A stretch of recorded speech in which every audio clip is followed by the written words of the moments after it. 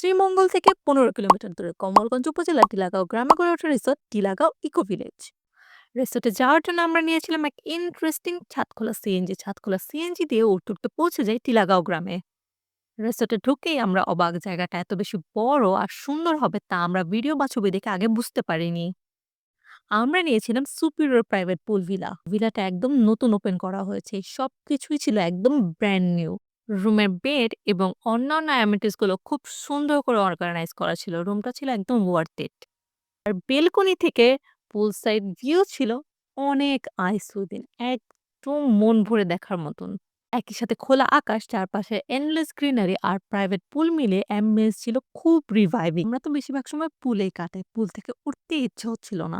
Lunch করতে গিয়ে দ্বিতীয়বারের মতন অবাক হই, ডাইনিং এরিয়াতে বসে ইন্ডিয়ার ত্রিপুরার পাহাড়গুলো দেখতে পাচ্ছিলাম। পাহাড় দেখতে দেখতে এখানকার বাঙালি খাবারগুলো পেট পুরে খাওয়ার ব্যাপারটা ছিল খুব স্যাটিসফাইং। পাশেই একটা কমন পুল আছে, রিসোর্টের সকল গেস্টের জন্যই এই পুলের অ্যাক্সেস আছে। এই পুল থেকেও দূরে ত্রিপুরার পাহাড়গুলো দেখতে পাচ্ছিলাম। পুলটাও খুব সুন্দর করে সাজানো ছিল, পুলের ইনফিনিটি ভিউটাও খুবই সুন্দর ছিল। বিকেলটা এদিক ওদিক হাঁটাহাঁটি করেই কেটে গেল, সন্ধ্যা নামতেই ফিরে এলাম রুমে। টিভিতে গান চলছিল আর বারান্দার বাইরে ভেসে আসছিল ঝিঝি পোকার ডাক। রাতে অ্যারেঞ্জ করা হয়েছিল পুল সাইড ডিনার। স্বীকার করতেই হয় এখানকার শেফের রান্না সত্যিই অসাধারণ। রাতের গভীর অন্ধকার আর আকাশে বিদ্যুতের ঝলকানি কিন্তু আমাদেরকে পুলে নামা থেকে আটকাতে পারেনি। পরদিন সকালে ঘুম থেকে উঠে পুলে কিছুক্ষণ ঝাপাঝাপি করে ব্রেকফাস্টের জন্য চলে গেলাম। সেখানে বন্ধুত্ব হলো এই বিড়াল ছানার সাথে।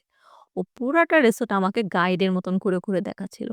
টিলাগাঁও থেকে আমাদের যেতেই ইচ্ছে করছিল না, এদিকে চেক আউটের সময় হয়ে এসেছে। এখনো যে শ্রীমঙ্গলের অনেক কিছু ঘুরে দেখা বাকি।